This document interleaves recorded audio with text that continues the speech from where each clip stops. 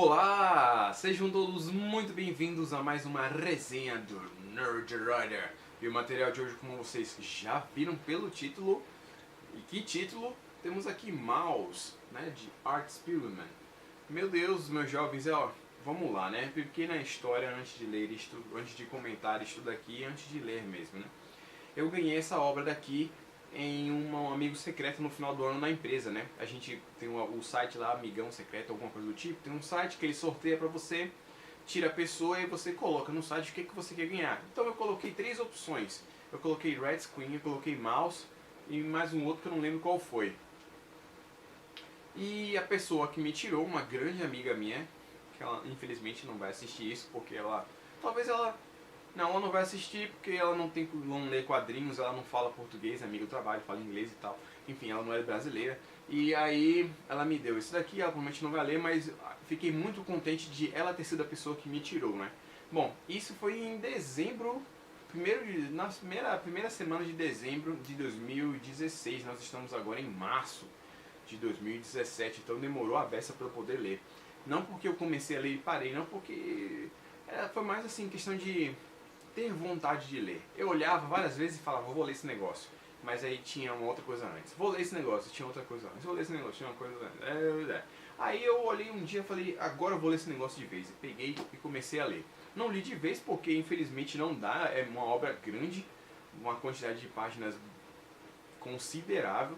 Então eu fui lendo aos poucos. Eu demorei basicamente uma semana, 6 dias, 5 dias para poder ler tudo. E é uma obra que ela é, ao mesmo tempo que ela é muito boa, ela é cansativa, ela tem algumas coisas que fazem parte, que provavelmente tornam ela tão excelente, mas que ao mesmo tempo me chatearam. Vamos começar a falar aqui, explicar o enredo, caso tenha alguém que não saiba, o que eu acho bem impossível, bem pouco provável.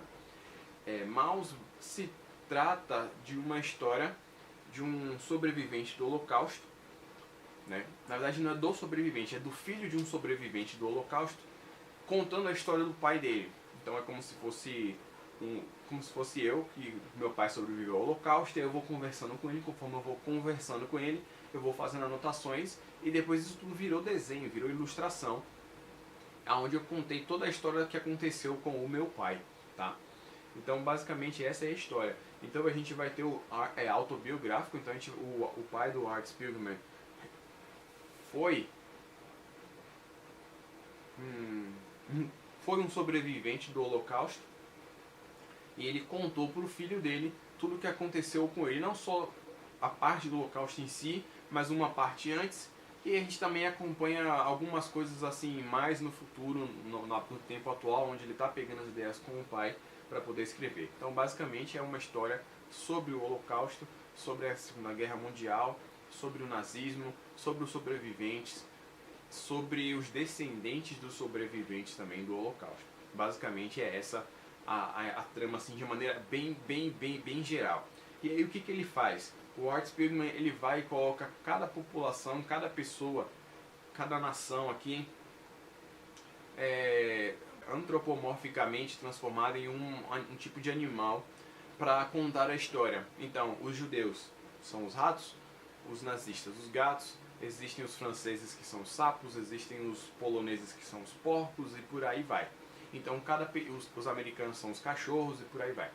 Ele vai seguindo essa ideia de transformar os animais representando os seres vivos, as pessoas, ou a população, ou a nação, o que quer que seja, como você quiser chamar. E é uma ideia, muito boa. Não vou dizer que não é uma ideia boa, não vou dizer se é brilhante ou não, mas é uma ideia muito boa. Em vez de simplesmente ele contar aquela história como se fosse mais uma coisa, ele vai transformando, dando características dos personagens, dos animais, e vai misturando as duas coisas e por aí vai, né? Pelo menos isso é a minha percepção, né? De repente o cara não quis fazer nada disso e eu tô falando besteira, né? Igual uma vez eu vi, um breve parênteses aqui, igual uma vez eu vi um meme ou um post no Facebook, coisa do tipo, de um professor de arte falando, olha, aqui você vê que o cara usou o marrom para poder expressar isso, isso, aquilo, outro. Aí tinha uma resposta como se fosse um aluno pensando, porra, e se o cara usou o marrom porque ele queria o azul, mas o azul acabou, ele tava pintando de madrugada e ele não podia sair?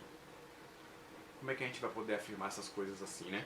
Então, é isso daqui que eu quis dizer com relação a ele, né? De repente, a minha visão eu estou colocando como se fosse ele, mas na verdade pode não ter sido. Pontos fortes e fracos da história. A história, ponto forte, ela é muito interessante, ela é muito cativante.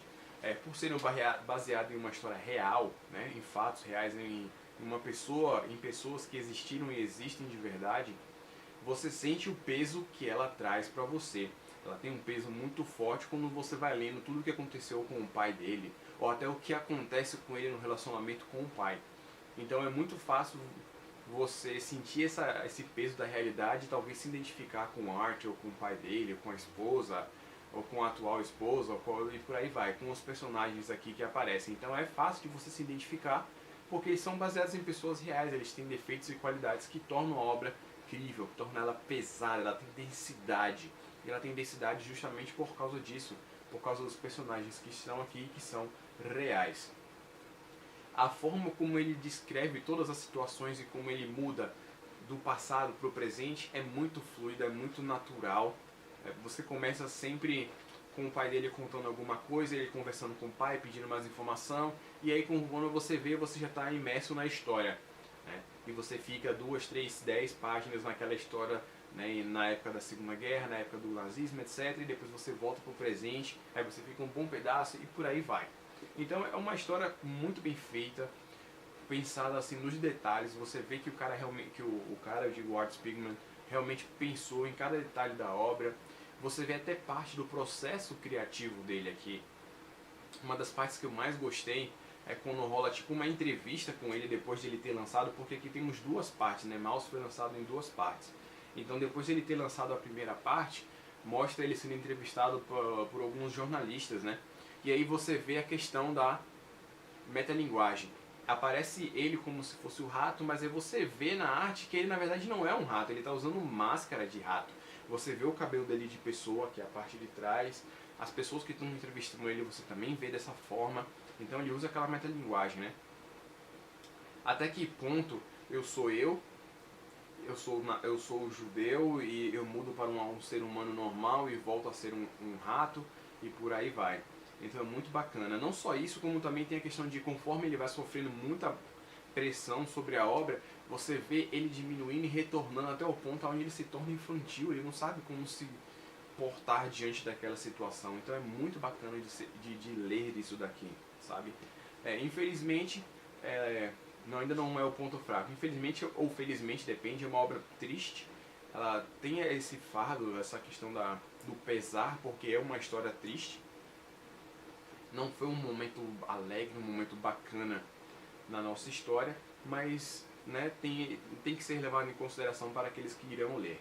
Ponto fraco para mim está justamente na questão da realidade. Por ser baseado em pessoas reais, em pessoas que existiram de verdade e ainda existem, no caso do Art Spiegelman e da esposa dele, é a personalidade de cada um. Então o pai dele é extrema. Eu estou até botando a mão na cabeça aqui para respirar melhor. Porque o pai dele é extremamente irritante. O coroa é chato demais, man. Mas aí é que tá, né?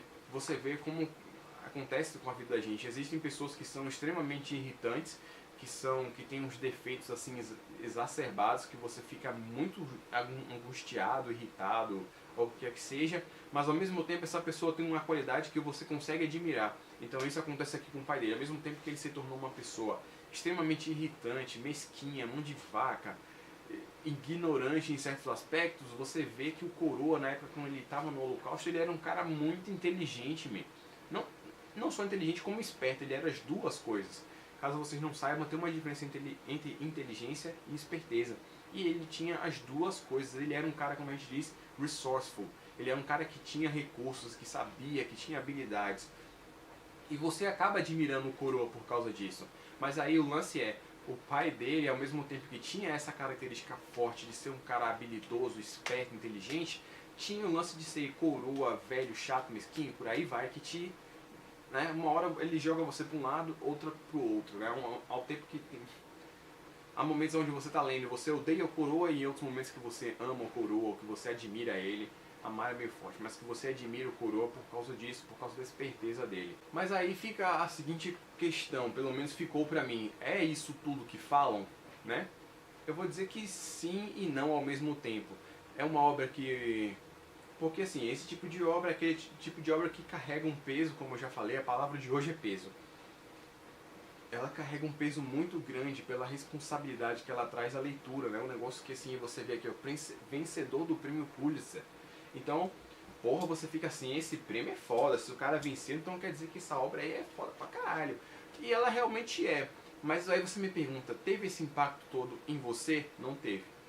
Não teve esse impacto todo em mim. Talvez tenha um impacto todo em quem gosta desse tipo de história, ou quem é mais sensível, ou quem se sensibiliza com esse tipo de história, onde você vê pessoas sofrendo e tal. Eu sinceramente não é que eu não me compadeça da dor, que eu não tenha compaixão das pessoas que sofreram nos descendentes dela, mas não é o tipo de coisa que eu me senti comovido ao ler, sabe? Não rolou isso pra mim.